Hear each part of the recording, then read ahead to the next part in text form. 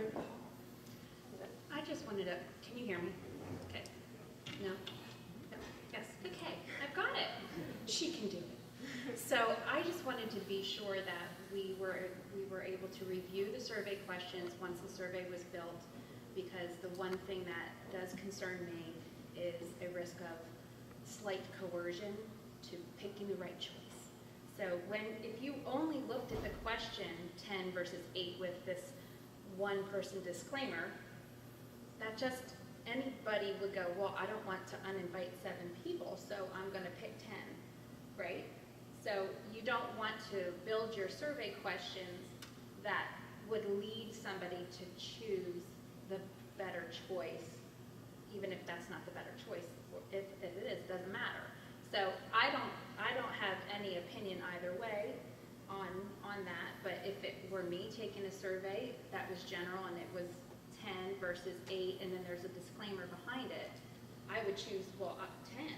You see what I'm saying? So your survey questions have to really be carefully worded.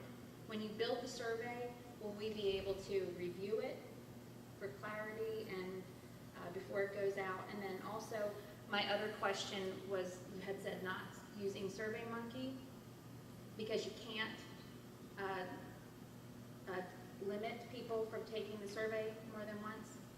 Actually, I use SurveyMonkey, and you can limit people from accessing the survey more than one time. So my only concern about putting the survey on the students, where students have access and where parents have access, doesn't necessarily mean that people in the community, and if we want to know the feedback from anybody that it impacts, we would want to know, their feedback too, and they don't have access to where the students, do you see what I'm saying? So I would think that something more universal like SurveyMonkey might be a better tool, but that's, something to talk about. So thank you for the input there. Canvas would only be used for students, not for community or not for parents. It was just only because students see their Canvas account every day, just about. So they're more likely to take it. It was just a way to hopefully get more respondents. And then a bit positive to that was going to be, okay, then you just do it just one time. And sorry, I agree. SurveyMonkey. Now our subscription we have to SurveyMonkey, I don't think does allow us to do that because they still could respond for multiple emails in that scenario. But regardless, it was just students that would do it in Canvas. And that, again, these are just some preliminary thoughts of a possible way to get more students to participate in it. So just going back to now so we can certainly delete the or one if moved indoors. We can delete that out of there. And if we want to still, I know a few mentioned about making it known if there was an emergency, we could just make it a small footnote at the bottom of this instead of up there in the table itself. Just pull it out, make it as we started saying, an emergency situation where weather causes graduation to be moved indoors, etc. We can just make it as a footnote if we want to do that. I think the way that Lisa worded it, if that's how people want the options to be, I think the way that she worded it is pretty good. I think it's just the way it was in here doesn't give the same kind of impression as what Lisa was just saying. So I think if we made that clear, but that's why I want, I think it would be helpful if the board decides exactly what that pattern of events would look like and make it clear in the survey so that people know what they're picking. And so we just want them to know exactly what the scenarios are and what would happen. So. Yeah, I agree with that. This informational sheet that students would see, that anyone would see before taking the survey, we want it to be as clear and as transparent as possible and not misleading at all. So everything everyone's saying is very helpful. And when we did this after our activities meeting last time, we tried to use it to summarize a conversation. There was no thought at that time that that's going to lead a survey. It's evolving into that, but that wasn't the initial purpose of that. It was really just to summarize the discussion that night, and so it served its purpose at the time, and now it's evolving into serving this purpose as well. I just have another question about if you did it on a Saturday, and I agree, I'm no meteorologist, but my observations, it seems like the thunderstorms come in the afternoon after the. So it would be nice to have it in the morning when it's cooler and when, there might be fewer thunderstorm possibilities. But if you have a Saturday as your day, what would the rain date be? Would it be Sunday, or would it be, would you roll right and then it would be Sunday? It wouldn't be like the next week, right? If we look at your weather patterns in this area, generally you have one bad stormy day and then the next day is not so bad. That's kind of generalizing, but you tend to. Except for the summer. Except for the summer being did they say it's like the 500-year thing? But if you look at in general, if you do it the next day or the day before, almost every time you have an event and it's raining, it's like, oh, if we just did this yesterday. Yeah. Oh, no, my wedding, it poured and poured and poured, and the next day was beautiful. Which I do, that's, the next day. Yeah. But when I was thinking about it earlier, I was like, well, the next day would be a Sunday. And are you okay with having it on a Sunday? I just wanted to make sure that that would be. Well, then you may have to consider doing it like a Sunday afternoon, because there are a lot of people that have Sunday morning plans with Right. their community and their churches and that sort of thing. So that was my only thought with the Saturday. Saturday's a nice idea, but then want to be mindful of what we do with the rain date. What about if we do like on a Friday morning and use Saturday's backup? I wouldn't mind it. I really wouldn't mind a weekday personally, but if you're thinking about a morning and not wanting to have impacting people's jobs or the school, like if school were still in session, it would have to be after school is over. But I personally wouldn't mind having it on a weekday morning if it were possible. But Saturday was the suggestion, so. I think going with that, it would be, it's going to depend, I think, what year as to what day this morning would fall. And perhaps there's years that would work out that maybe it is after school's out, and depending on if there's snow days at the end of the year and so forth, that maybe there would be a morning to work out. I do have some concerns about getting enough personnel to run a graduation on Saturday.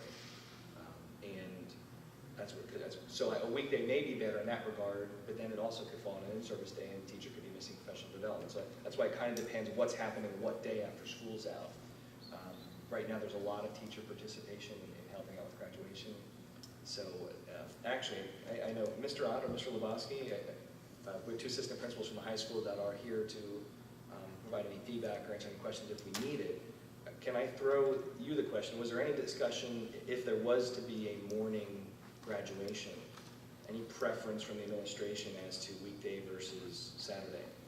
I think it would be difficult to get staff on Saturday morning. I think right now, the way we have it, we get a strong contingent of teachers, and they're all integral in running the ceremony. They all play a part.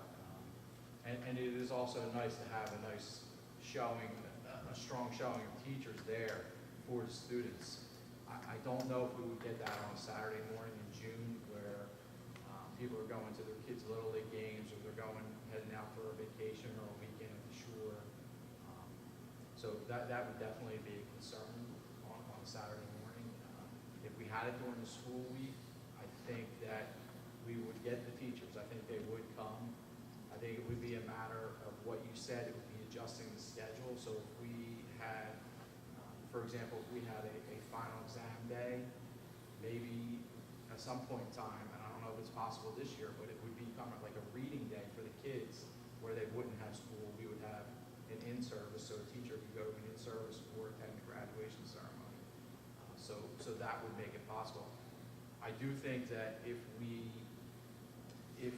do it here on campus, and I've done it here on campus, I've done it several times at Papa Yoder, and it's a nightmare with the weather. Worrying about the thunderstorms. If we had graduation on a day like today, we would have grandparents feigning. We would have kids feigning. And the weather is a definite concern.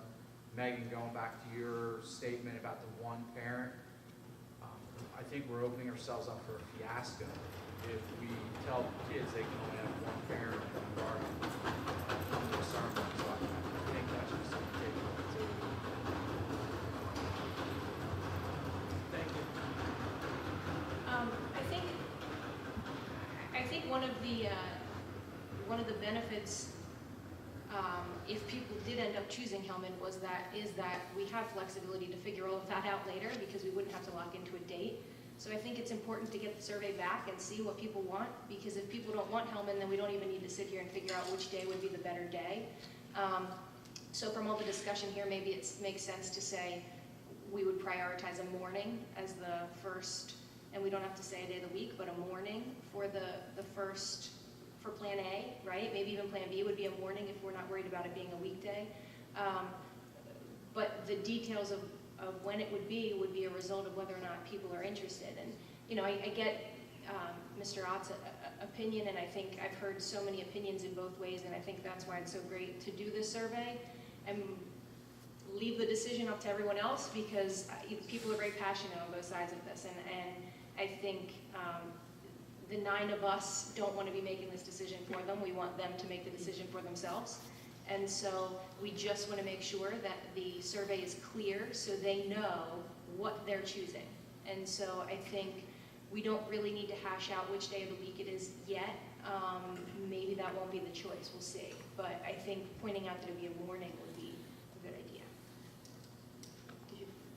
Are teachers also taking this survey as well on campus, or? Because we might want to poll the teachers to see how they feel about a Saturday morning too, because a Saturday morning up at Stabler might be different than a Saturday morning in Ferguson. So that's something to consider too. Like giving up your time locally is different than commuting up there. So The that's other something thing, to think about. that's a good point, and the other thing that I think we could potentially do is if people decided on the Hellman option, maybe the seniors and the seniors' parents every year, maybe they do a survey every year and they decide, do I want it on a Saturday morning or do I want it on a weekday? Maybe they vote every year which day they have it. That's one of the benefits, is that it would be the flexibility and they can decide when it is.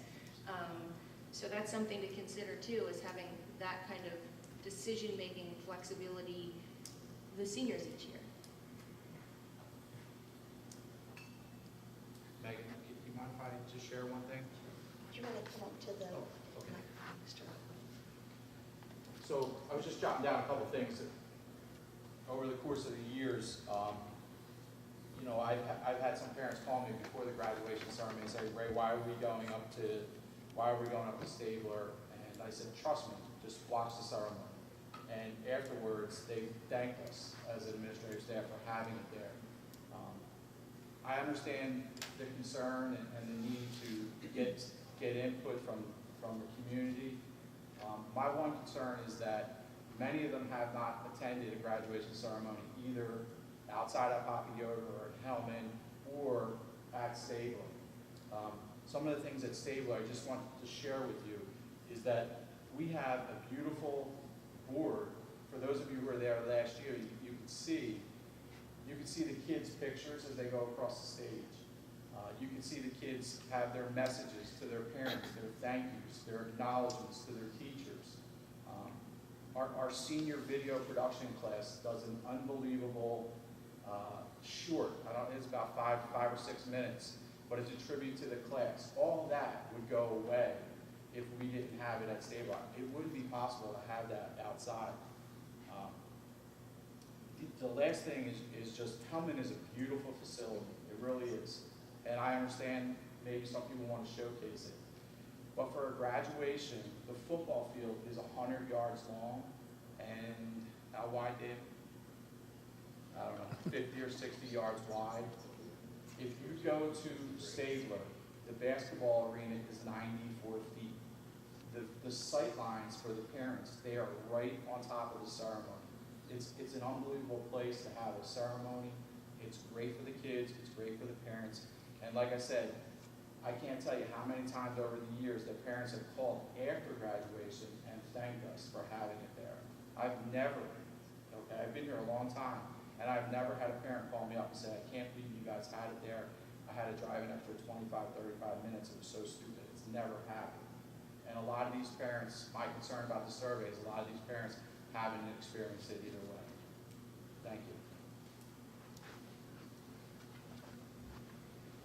So Dr. Price, do you think you have enough for the survey. I think the bottom line for me would be, I don't want there to be any surprises for people that would be unpleasant. So as clear as we can be, and as upfront and honest, I would appreciate that.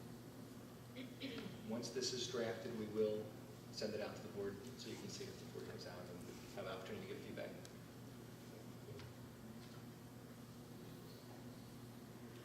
Okay. So our next item on the activities agenda is the calendar discussion for 1920 school year, and that's also Dr. Price. Okay, I am sending around last year's district calendar. And I'm putting a couple of these at the end of the stage in case someone wants to pick one up. This is nothing new. This is the 18-19 school year, but we'll be discussing it, and it's too tiny to project. That's why one of our copy. Help yourself. So the purpose of this item tonight was, we said last year we would have an earlier discussion before a draft was ready, so this input could be a piece of the draft when we meet with our Upper Bucks schools and begin talking about calendar for 1920. So as I look back to the minutes from last year, I know one of the things that came up was our pattern for starting school before or after Labor Day.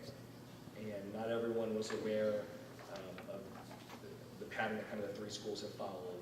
And what I mean by that is if Labor Day falls on September 1st, 2nd, or 3rd, the schools have agreed to start after Labor Day. And if it falls on the 4th or later, that we would start before Labor Day. And this year was the first in several years where we started after Labor Day just based on where it fell. So that's one of the things that we wanted to have some input on earlier. And knowing that as part of our discussion, we have a couple of other schools that we need to run this by as well if we're looking to change anything as majors. That's a major change to the calendar. So that's one thing. And there were some other pieces to calendar that were questioned in the past. And every year we try to weigh pluses and minuses because we don't want the year to go too late. We don't want to start too late. We don't want to start too early. And so whenever we put an extra day into the calendar, everyone appreciates that day that's in the calendar that we're off. But then at the end of the year, no one wants to make up the extra day. So it's a trade-off and it's a balance, and you all know that. So whatever we talk about, that's one of the things we have to keep in mind is we don't want to go too late. And sometimes the calendar falls nicely, and we'll start by, at this point of the year, it looks like it ends on a nice day of the week. And then, as we know, it can change based on weather. And right now, June 14th is the last day. It's a Friday, but depending on weather, it can move into the beginning of the next week. It's not so nice of a day to have to bring students back for a day or two.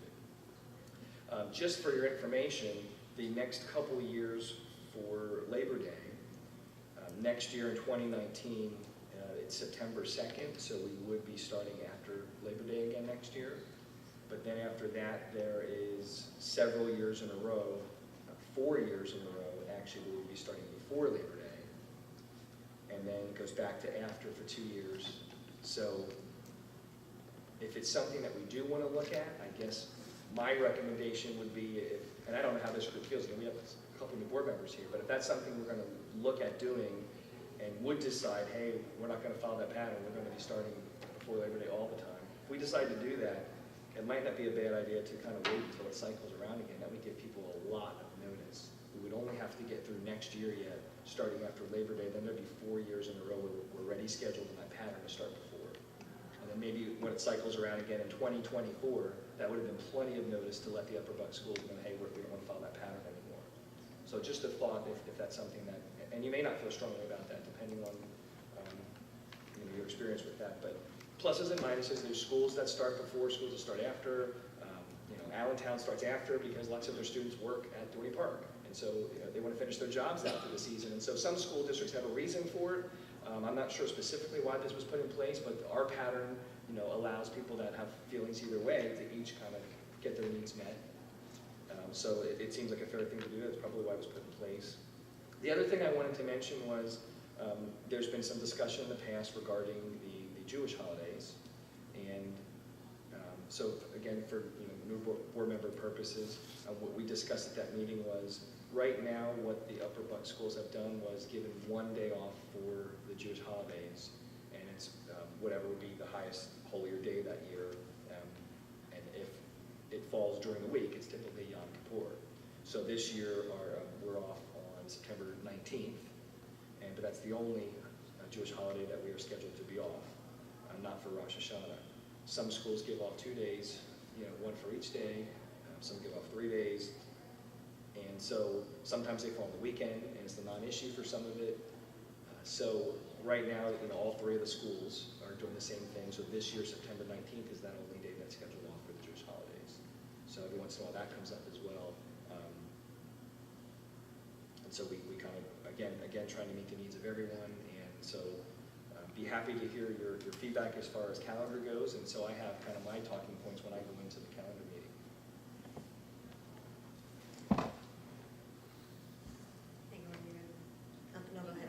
No, go ahead. No, I guess my preference, just hearing feedback from people in the community, I think it would, if possible, I think having off for Rosh Hashanah would be a good thing to do, because I think it's, we have off for other holidays, and I think if we can make that swing, I think one of the discussions we had about this calendar was, could we have potentially had off that day instead of Columbus Day, because they were pretty close.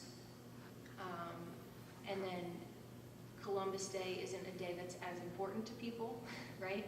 I don't think that anyone, is sitting there thinking, they had some personal connection to Columbus Day as much as a holiday. But that's, whatever the board wants to do, I think that was definitely a topic. I think another topic that we had discussed, and that was part of the reason for kind of going over this calendar early, there was a discussion, I think mostly from the administration, about the fact that the snow, when we have all of the snow days, if we do have a lot of snow, it pushes professional development to the end of the year, and then we end up with all these professional development days in June when no one probably wants to be here during professional development, and some of that professional development is timely. And so if they're not getting that professional development until the end of the year, how useful is that professional development at that time? And so are there ways that we could address those concerns in this calendar so we don't end up in that situation? That would be another thing to maybe think about. I would agree with both of those. And the professional development point, I think, is important, because yes, some professional development is timely.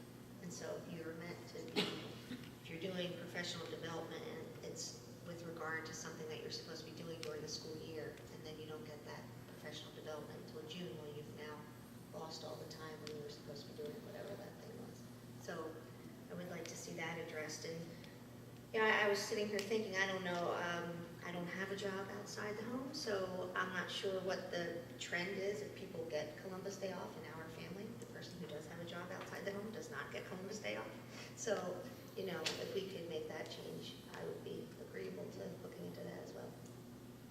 So the 8th of October this coming year is not off because it's Columbus Day. We haven't had off every Columbus Day.